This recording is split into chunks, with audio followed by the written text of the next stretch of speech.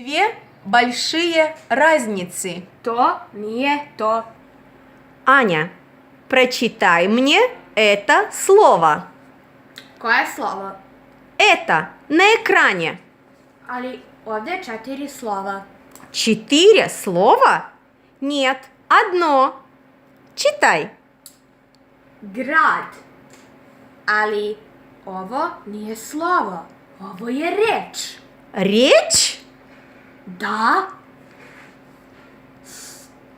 Reč grad ima 4 slova. Slovo G, slovo R, slovo A i slovo D. В слове «град» 4 буквы.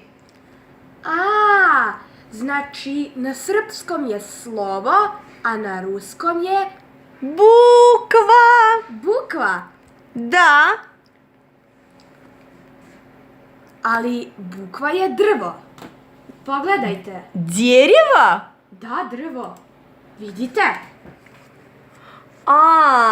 Это бук.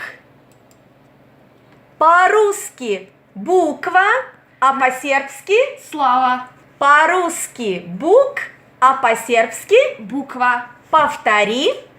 Na srpskom slovo, a na ruskom bukva. Na srpskom bukva, a na ruskom buk. Браво! Молодец!